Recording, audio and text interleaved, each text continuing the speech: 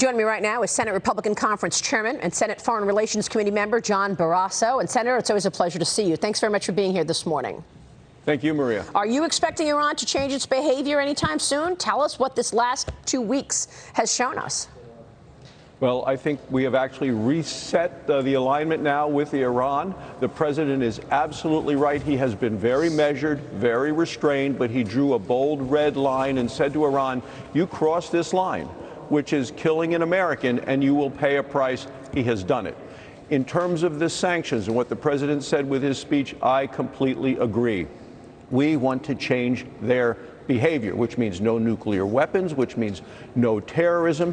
And the sanctions already have been really crushing on Iran and their economy.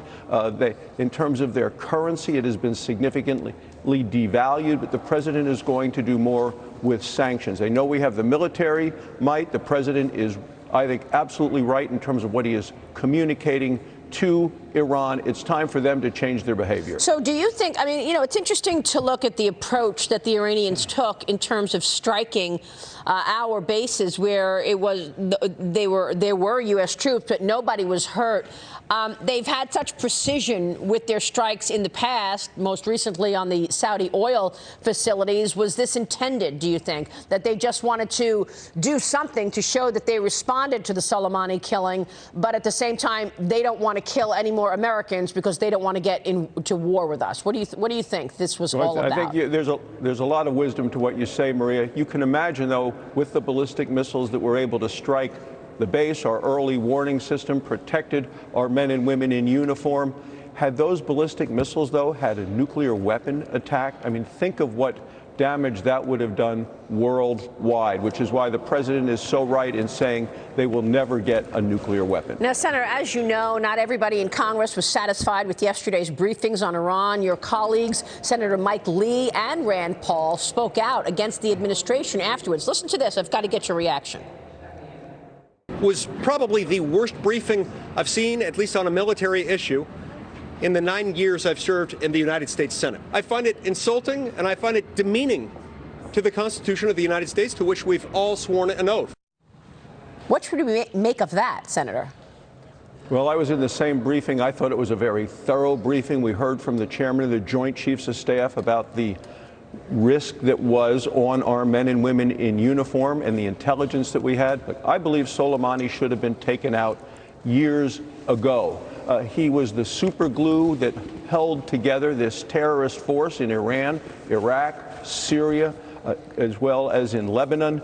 So there's going to be somebody else to take his place, but they're not going to have the force of personality that he has had. We have significantly degraded the terrorist capacity of Iran. So it was right. I thought the briefing was spot on. We heard from the Secretary of Defense, the Secretary of State. The other thing that really struck me, Maria, was listening to some of the Democrats who were in that briefing and their questions.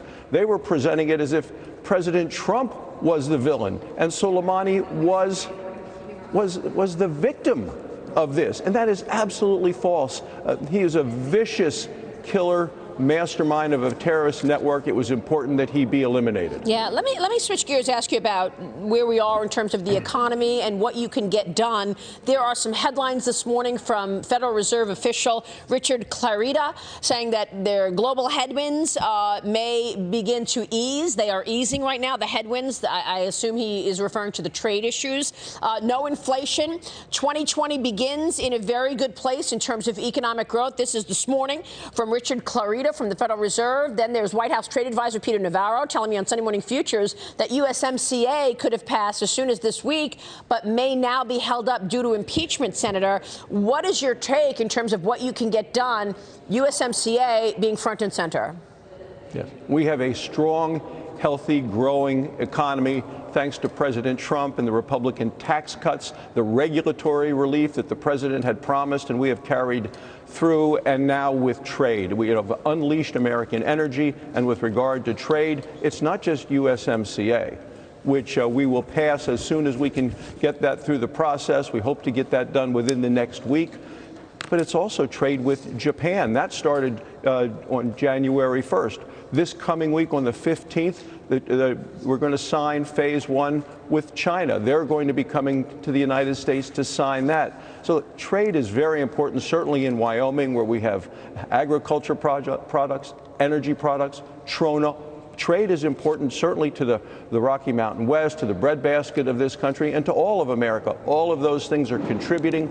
Wages are up. Unemployment is way down. Consumer confidence is up. We have a strong, healthy, growing economy. By the way, Senator, this is off topic, but we just had a long and extensive interview with Carlos Ghosn, who is now a fugitive in Lebanon. I know that you are efforting the conclusion of a trade deal with Japan. Has there been any conversation in Congress about the Japanese judicial system?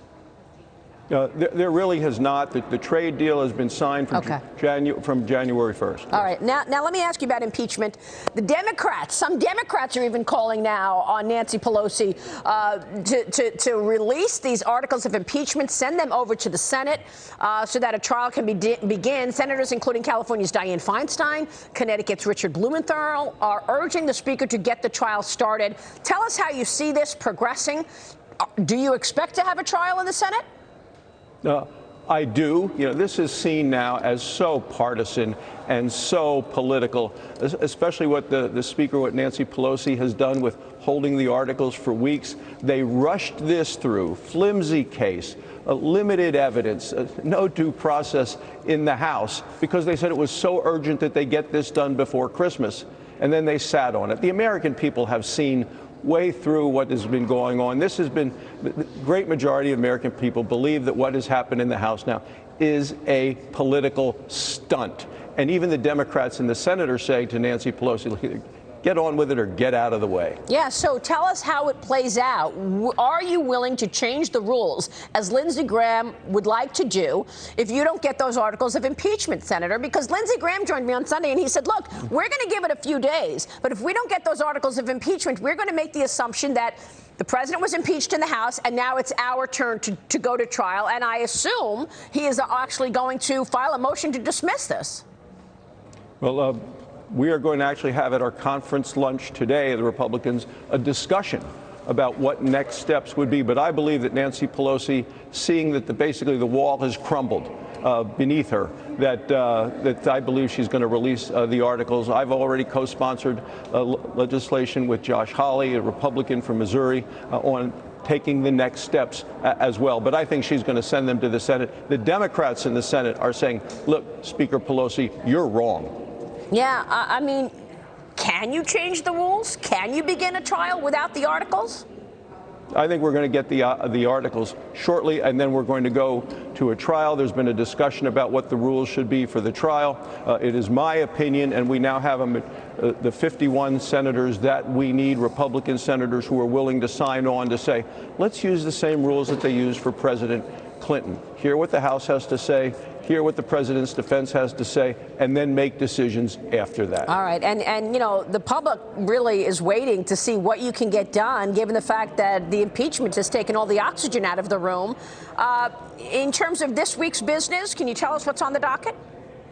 Well, we're holding committee hearings now to continue through the USMCA to get that to the floor, to get that trade deal done, preferably, in my opinion, prior to impeachment. But the minute the impeachment comes to the Senate, by rule, we have to take that up immediately. All right, Senator, it's good to see you this morning. Thanks so much.